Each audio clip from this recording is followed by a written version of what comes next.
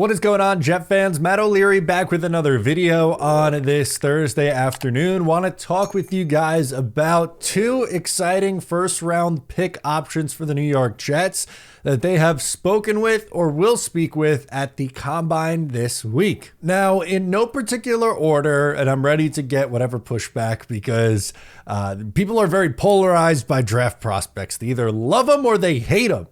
And there's no room for any kind of discussion in the middle. But my three favorite options for the New York Jets, and there's other options that I'm open to as well. I'm not going to limit it to these three, but the three that I think excite me the most for the New York Jets that I'll say are semi-realistic is Mason Graham, Tyler Warren, and Ted McMillan in no particular order.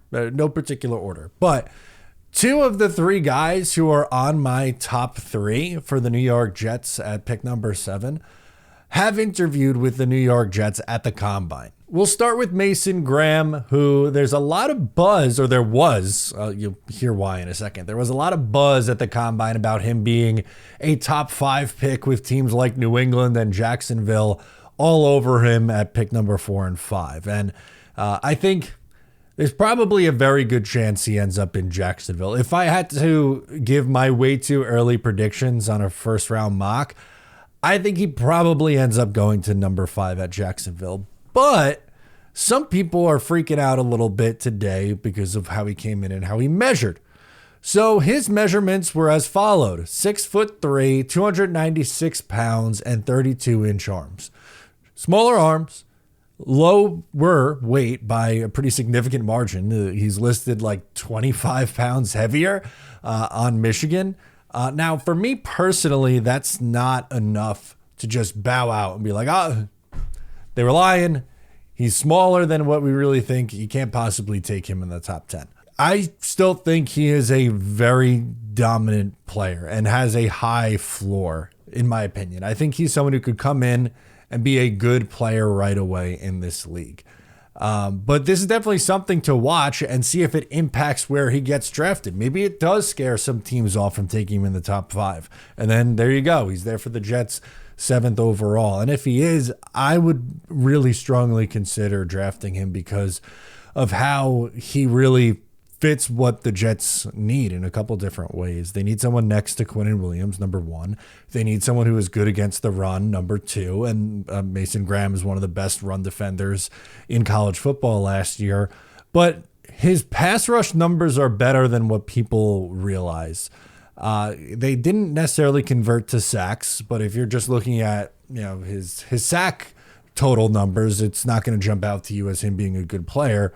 His pressure numbers are high, which I look at as something that's important to me because that will free up other people on the defensive line, frankly, to get after the quarterback. He won't be double teamed with the Jets because Quinnen Williams will eat the double teams on the interior. So that should free him up to produce more. And then eventually they might have to pivot to doubling up to Mason Graham on the interior, and suddenly Quinnen Williams is having those really productive seasons and getting to the quarterback and creating sacks. The Philadelphia Eagles just showed us this past year how important it is to have a deep defensive line, which is what they do on the interior. At the edge, they just rotate all these guys through. They were able to get a ton of pressure on Patrick Mahomes in the Super Bowl and really throughout their whole playoff run and all season. That was one of their calling cards on defense, was the pressure that they were able to create. And interior defensive line is one of the Jets' biggest needs. So again, I'm all good with Mason Graham. I would be fantastic and happy if that was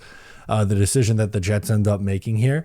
But I'm glad that they took the time and got to meet with him to see what he's all about. The second guy that I wanted to talk about was Tyler Warren. Now, he had a great quote at the Combine today. Let's give that one a listen. Kind of what I try and be as a football player is unselfish, and I feel like, whether it's catching 15 passes in a game or having 100 run block reps, that's, going to do either of those to the best of my ability. And if we win, I'm going to be happy either way. And that's kind of the way I approach the game. And I think what makes me is a trait about me that I think is a good one. The dude is just an old school football player. He said also later on that he wears the number 44 because of John Riggins, and his dad was showing him John Riggins highlights, which is just I freaking love that man. I really do. That's awesome. And just watching him, he's one of the most fun prospects that I've seen, that I've watched so far. He can run up the seam. He can play as a big slot. He can catch the ball. He's good yards after the catch. He's an excellent blocker. And this would be a pick that would not only help you from a passing attack standpoint, as you know, the Jets getting another weapon to throw the ball to here, it would also help tremendously in the run game, because he's, again, one of the better blocking tight ends in this class. There's others who are going to go later in the draft who don't give you anywhere close to this kind of receiving upside. But if you're looking full package, Tyler Warren is a tight end that is going to offer you a high level as a pass catcher and also a very high level as a blocker. Now, this is going to cause a stir because of what the Jets did, or maybe better put, didn't do a year ago, but who fucking cares? We got to get over it. We really do. The Jets decided to take one of the 9 offensive linemen that went in the draft last year in the first round. It was a fantastic offensive line class at a position of need for the Jets. As we saw, Olu played a lot as a rookie this past year, and the Jets decided to grab one of the better offensive linemen in the draft. Have no issue with that. This year, you could talk about Will Campbell as a potential option for the Jets to move over and play right tackle, but I think you could also make a strong case for the Jets needing a tight end, because Tyler Conklin's a free agent. We don't know if they're going to bring him back or not. Jeremy Ruckert hasn't come along the way that we thought he would through 3 seasons in the league. And that's about it. It's a gaping hole. And again, with the regime change going from Robert Saleh as the head coach and Nate Hackett as the offensive coordinator to Aaron Glenn as the head coach and Tanner Engstrand as the offensive coordinator, I think we see some changes. The Detroit Lions ran a ton of 12 personnel last year, which means they ran a lot of 2 tight end sets. And I think that's something that they would like to bring with them to the New York Jets. And in order to do that, you have to have the personnel, and the Jets, they just frankly don't have the personnel to do that in 2025. It's going to depend on how much of an emphasis they want to put on that position. And honestly, with both interior defensive line and tight ends, there's guys in the second round that, you know, I like a lot. Another example, the Jets met with Gunnar Helm, a tight end out of Texas. He's probably my favorite option for the Jets in the second round at that position.